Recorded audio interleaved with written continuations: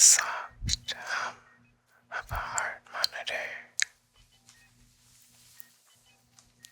the distant murmur of hospital staff,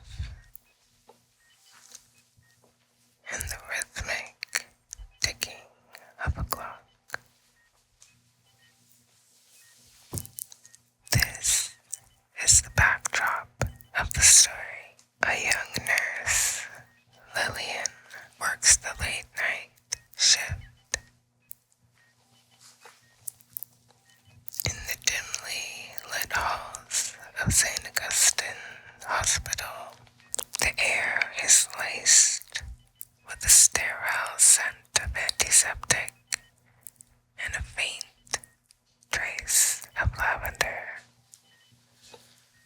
from her perfume, and she's always been professional, caring and dedicated to her work. But there's one patient she finds herself drawn to more than she should. Gabriel, bedridden in room 414, has been here for weeks. A near-fatal accident left him recovering, but despite his condition, he always manages a charming smile. Their conversations start innocent. She checks his vitals. He teases her about the cold of the stethoscope, and she gently scolds him for not eating and finishing his meal. But as the night passes, their exchanges deepen, and Gabriel confides in her his fears, his dreams, the loneliness of being trapped in this room. Lillian finds herself lingering longer by his bedside. His voice is smooth, slight, rough from disuse, yet intoxicating in the way it makes her feel seen. The connection between them grows stronger. Lillian begins staying past her shift just to talk to him, sneaking in books she'd think he'd like. They share whispered conversations under the glow of the bedside lamp, the hospital fading away into an intimate world of their own. One night, as she adjusts his IV, he gently takes her hand. His fingers are warm despite his condition.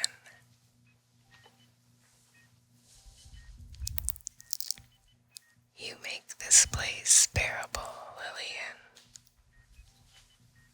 Her breath catches. The professionalism she held on to feels fragile now. She tries to pull away, but he holds on to her, not forcefully, just enough to make her stay. I think about you when you're not here, he confesses. She knows she should step back. She knows the line she's about to cross. But the way his eyes search hers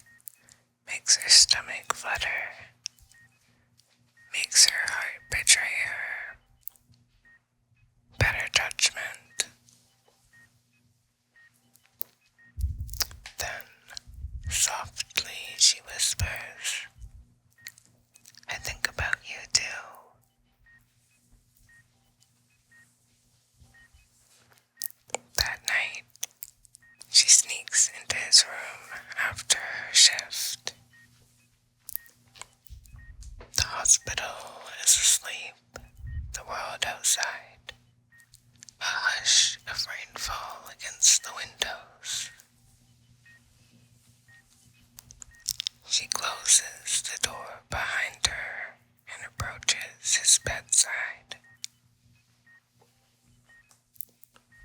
hesitating only for a moment before brushing a hand over his cheek. I don't want this to just be a fantasy. Gabriel looks at her, an unreadable emotion flickering in his dark eyes. Then, without breaking his gaze, he reaches for her wrist and pulls her down into a kiss that never lands.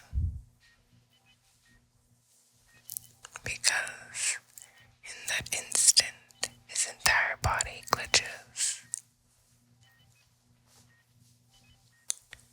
Like a scene flickering with static.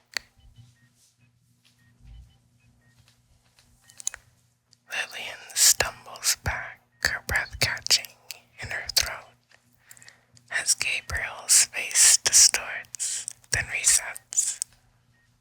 A voice crackles through the hospital room. Intercom system malfunction in room 414. Rebooting memory sequence. She stares in horror as Gabriel's expression goes blank. His body jerks like a marionette, resetting, and then he looks at her as if he's never seen her before. Oh, you must be my new nurse. I don't think we've met before.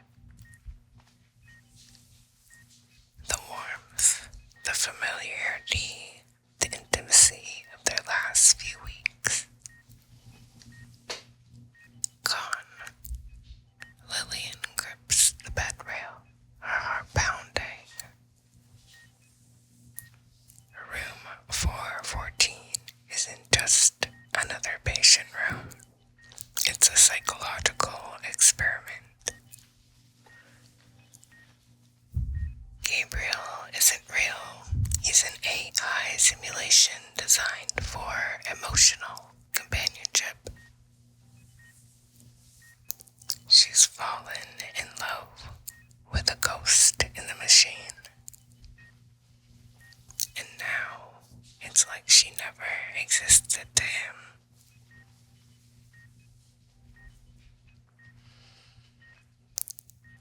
Lillian backs away, her hands trembling. She wants to scream to demand answers, but she knows the truth now.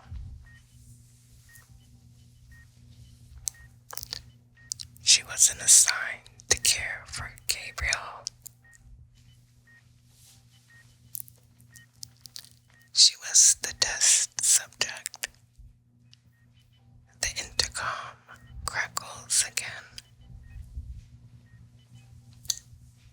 Nurse Lillian, please report to the administrator's office.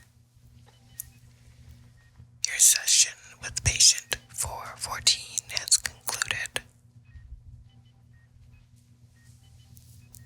She turns to Gabriel one last time. He smiles that same charming smile, but now it's empty. It was nice meeting you, Nurse Lillian. Tears well in her eyes, but she forces herself to nod.